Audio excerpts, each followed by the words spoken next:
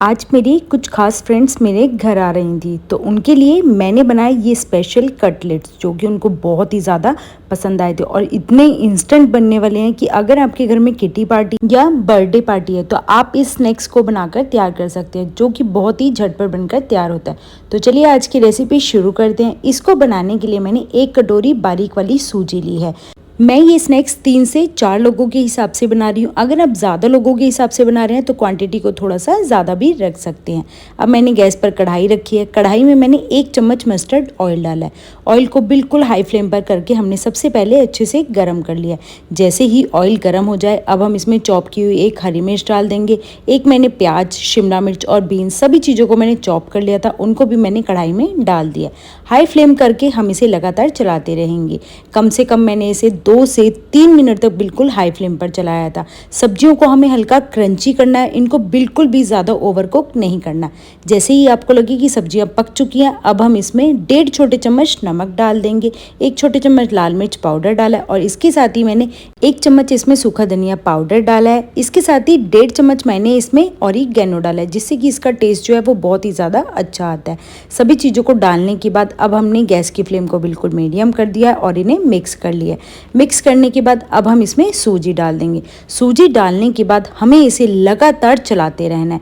ध्यान रखें कम से कम 3 से 4 मिनट तक इसे बिल्कुल मीडियम फ्लेम पर चलाएं जिससे कि सूजी अच्छे से पक जाए। अगर आप इसे हाई फ्लेम पर चलाएंगे तो सूजी जो है वो बहुत ही जल्दी से लाल हो जाएगी और इसका जो है टेस्ट अच्छा नहीं आएगा।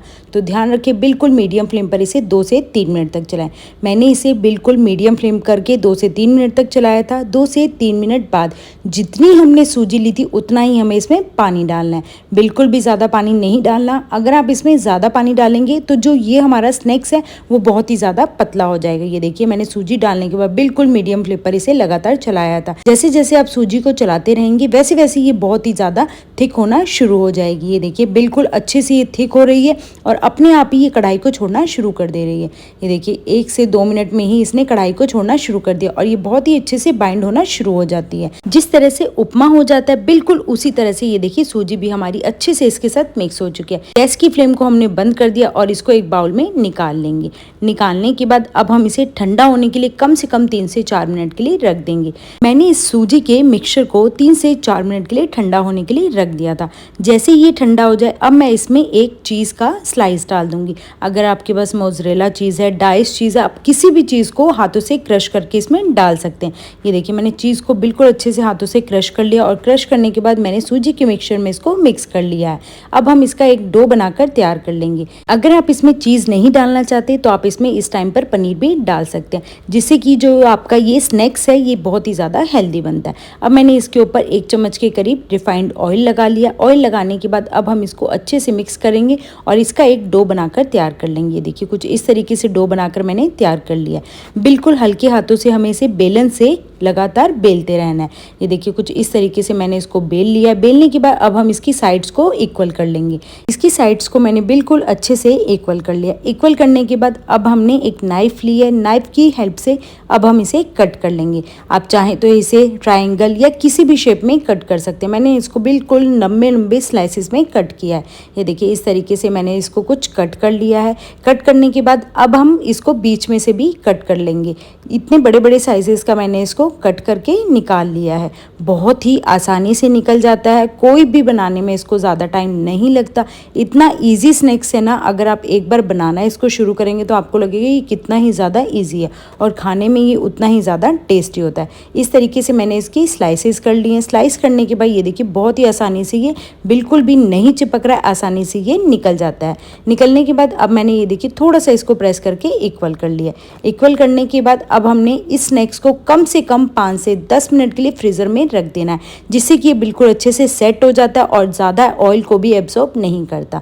जब तक ये सेट हो रहा है तब तक मैंने कुछ कॉर्नफ्लेक्स लिया, उसको हाथों से क्रश कर लिया और इसके साथ ही मैंने कॉर्नफ्लावर लिया। उसमें मैं थोड़ा थोड़ा पानी डालकर इसे मिक्स कर लूँगी और इसकी एक स्लरी बनाकर तैयार कर लूँगी। ये देखिए कुछ इस तरीके से हमने इसकी एक स्लरी बनाकर तैयार कर लिया। अब जो हमने कटलेट के मिक्सचर को सेट होने के लिए रखा था वो भी अच्छे से सेट हो चुका है। थोड़ा सा हाथ से मैंने प्रेस करके इसको इक्वल कर लिया। इक्वल करने के बाद अब हम इसे सबसे पहले स्लरी में डिप करेंगे। ये देखिए इस तरीके से मैंने इसको स्लरी में डिप कर लिया। स्लरी में डिप करने के बाद अब मैं इसको कॉर्नफ्लेक्स में डिप कर लूँगी। आप चाहें तो कॉर्नफ्लेक्स की जगह ब्रेड क्रम्स का भी यूज़ कर सकते हैं। दोनों ही तरह की कोटिंग करने से जो इसकी ऊपर की लेयर है वो बहुत ही ज़्यादा क्रिस्पी होती है। ये देखिए इस तरीके से हमने इसको बनाकर तैयार कर लिया है।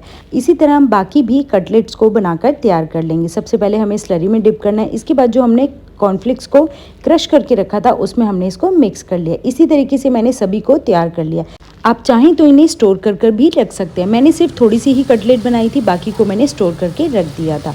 अब मैंने गैस पर कढ़ाई रखी है। कढ़ाई में रिफाइंड ऑयल को अच्छे से पहले गरम कर लिया।